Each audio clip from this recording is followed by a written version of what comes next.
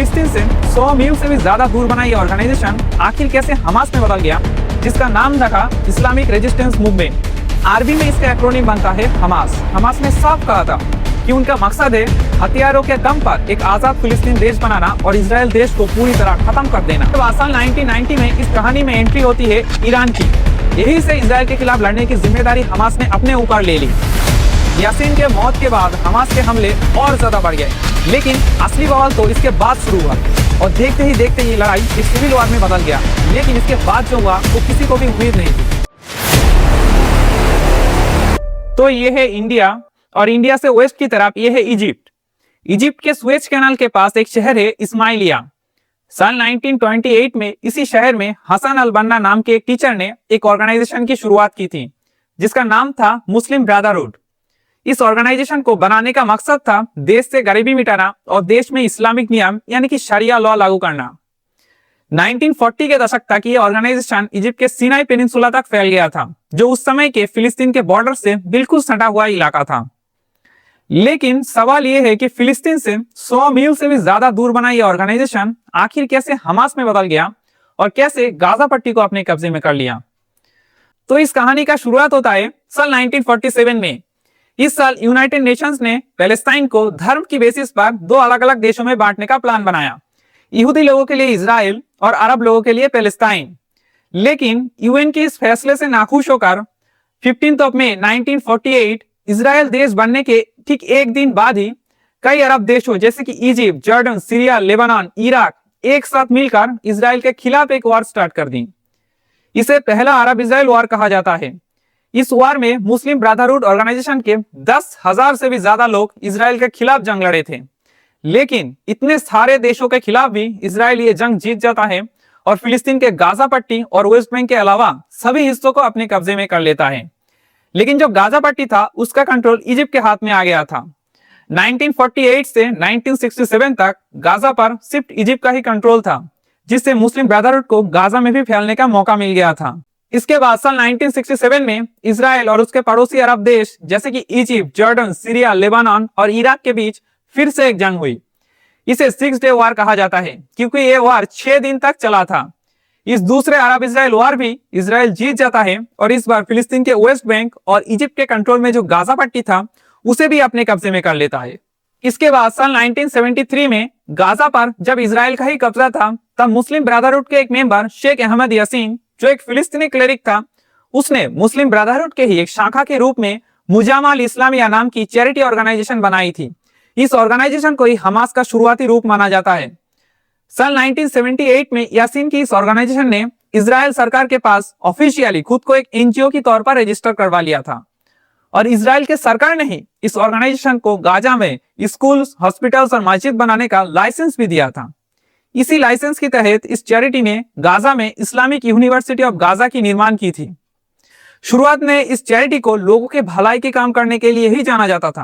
1980s के दशक तक गाजा के 40% मस्जिदों में मुजामा चैरिटी का ही कंट्रोल हो चुका था।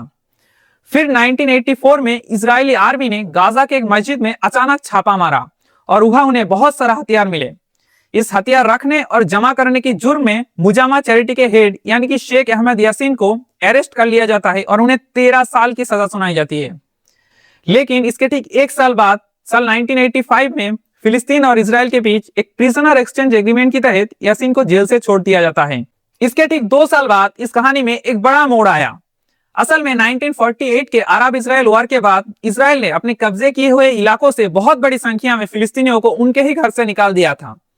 इस घटना को अरबी में नकबा कहा जाता है। इसके बाद साल 1967 के दूसरे अरब इजराइल वॉर के दौरान इजराइल गाजा और वेस्ट बैंक पर भी कब्जा कर लेता है।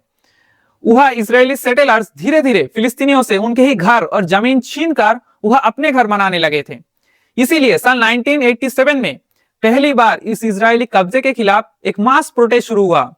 इसे अरबी में इंतिफादा कहा जाता है।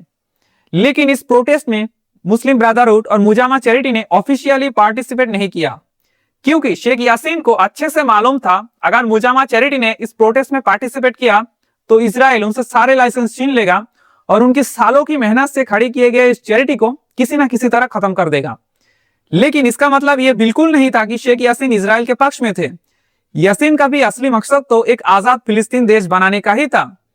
इसीलिए शेख यासीन ने बहुत समझदारी से मुजामा चैरिटी से ही एक नया और अलग ग्रुप बनाया, जिसका नाम रखा इस्लामिक रेजिस्टेंस मूवमेंट। अरबी में इसका एक्रोनिम बनता है हमास। साल 1988 में आए हमास के ओरिजिनल चार्टर में हमास ने साफ कहा था कि उनका मकसद है हथियारों के दम पर एक आजाद फिलिस्तीन देश बनाना और इजराइल देश को पूरी तरह खत्म कर देना। यासीन ने हमास को इसलिए बनाया था ताकि वो अपने इस रेवोल्यूशनरी काम को अपने चैरिटी के साफ सुथरे काम से अलग रख सके। इसके बाद साल 1990 में इस कहानी में एंट्री होती है ईरान की। असल में 1990 से ईरान हमास को पीछे से पैसा और हथियार देकर पूरा सपोर्ट करना शुरू कर दिया था। यहां तक कि ईरान ने हमास को हर साल $30 मिलियन का फंड और मिलिट्री सपोर्ट देने का वादा भी किया था।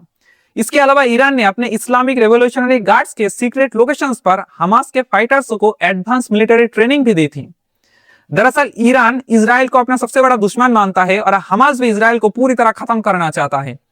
इसीलिए ईरान हमास को हर तरह की मदद पहुंचाता है ताकि इजराइल पर लगातार दबाव बना रहे। ईरान की मदद से ही हमास और ताकतवर बनते जा रहा था। एक आजाद फिलिस्तीन देश बनाने का सपना सिर्फ हमास का ही नहीं था। हमास से पहले भी फिलिस्तीन में एक ग्रुप बना था जिसका नाम था पैलेस्टाइन लिबरेशन ऑर्गेनाइजेशन यानी कि पीएलओ। शुरुआत में पीएलओ का मकसद था एक आजाद फिलिस्तीन देश बनाना और इजराइल देश के नामो निशान मिटा देना। लेकिन समय के साथ साथ पीएलओ कमजोर पड़ते गए और इजराइल के साथ लड़ाई के बदले वो शांति का रास्ता चुना। इसीलिए सन 1993 में पीएलओ और इजराइल के बीच एक शांति समझौता हुआ। इस समझौते के बाद पीएलओ इजराइल के खिलाफ हथियारों से लड़ना छोड़ दिया और यही से इजराइल के खिलाफ लड़ने की जिम्मेदारी हमास ने अपने ऊपर ले ली। इसके बाद हमास ने इजराइल के कई शहरों में कई सुसाइड बॉम्बिंग किए। इसीलिए यूनाइटेड स्टेट्स ऑफ अमेरिका ने हमास को सन 1997 में एक टेररिस्ट ऑर्गेनाइजेशन डिक्लेयर कर देता है। दूसरी तरफ इस ओस्लो समझौते के बाद गाजा पट्टी और वेस्ट बैंक को संभालने के लिए 5 साल की एक टेम्पोररी सरकार बनाई गई थी जिसका नाम था पैलेस्टीनियन अथॉरिटी। इसके अलावा इस ओस्लो पीस प्रोसेस को सक्सेसफुल बनाने, फिलिस्तीन के इकोनॉमिक ग्रोथ को बूस्ट करने और इस रीजन में स्टेबिलिटी लाने के लिए साल 1993 से 2000 के बीच कई देशों ने मिलकर फिलिस्तीन में भारी मात्रा में इंटरनेशनल फंड पहुंचाया। अकेले अमेरिका ने $5.2 बिलियन से भी ज्यादा की मदद की थी और इन फंड का ज्यादातर हिस्सा पीएलओ और पैलेस्टीनियन अथॉरिटी के पास ही आता था। लेकिन समय के साथ साथ इन दोनों ग्रुप के खिलाफ इस पैसे को गलत तरीके से इस्तेमाल करने और करप्शन करने की आरोप उठने लगे थे। लेकिन दूसरी ओर हमास ने अपने फंड का जो उन्हें ईरान से मिलता था उसके 95% हिस्सा जरूरतमंद लोगों में बांट दिया। इससे लोगों के बीच हमास की पॉपुलैरिटी दिन ब दिन बढ़ते ही जा रही थी। इसके बाद 1990s के दशक के आखिर में पैलेस्टीनियन अथॉरिटी ने इजराइल पर आरोप लगाया कि वो ओस्लो समझौते के शर्तों को पूरा नहीं कर रहा है। इसीलिए साल 2000 में पैलेस्टीनियन अथॉरिटी और इजराइल के बीच फिर से एक मीटिंग हुई। इसे कैंप डेविड समिट कहा जाता है। लेकिन बहुत कोशिशों के बावजूद भी ये समिट पूरी तरह नाकाम रही। इसीलिए इजराइल के खिलाफ फिर से एक मास प्रोटेस्ट शुरू हुआ। इसे दूसरे इंतिफादा कहा जाता है जो पहले वाले से ज्यादा खौफनाक था। इस इंतिफादा के दौरान हमास ने इजराइल के मिलिट्री और सिविलियंस को टारगेट करते हुए कई सुसाइड बॉम्बिंग की। इसके बदले में इजराइल ने हमास के फाउंडर और स्पिरिचुअल लीडर शेख अहमद यासीन को 22 मार्च 2004 को एक बम धमाके से मार गिराया। यासीन के मौत के बाद हमास के हमले और ज्यादा बढ़ गए और यह हमला साल 2005 तक लगातार चलते रहे जब तक न इजराइल गाजा पट्टी से पूरी तरह पीछे नहीं हटा। इजराइल गाजा और वेस्ट बैंक से पीछे हटने के बाद साल 2006 में फिलिस्तीन में एक जनरल इलेक्शन हुए। इस इलेक्शन में हमास ने पीएलओ के एक ब्रांच फतह पार्टी को हराकर गाजा में सबसे ज्यादा सीटें जीत ली और हमास के लीडर इस्माइल हनीय गाजा के प्राइम मिनिस्टर बन गए। लेकिन असली बवाल तो इसके बाद शुरू हुआ। इलेक्शन में हारने के बावजूद भी फतह पार्टी ने रिसोर्सेस और सिक्योरिटी फोर्सेस पर से अपना कब्जा नहीं छोड़ा। इसीलिए हमास और फतह पार्टी के बीच एक लड़ाई शुरू होता है और देखते ही देखते ये लड़ाई एक सिविल वॉर में बदल गया। साल 2007 तक हमास ने ये सिविल वॉर जीत लिया था, लेकिन इसके बाद जो हुआ वो किसी को भी उम्मीद नहीं थी। गाजा और वेस्ट बैंक के अंदर सालों से जो एक पॉलिटिकल यूनिटी थी वो पूरी तरह खत्म हो जाता है और वेस्ट बैंक पर फतह पार्टी का कब्जा हो जाता है और गाजा पर हमास का कंट्रोल हो जाता है। उस दिन से लेकर आज तक गाजा पर सिर्फ और सिर्फ हमास का ही कब्जा है।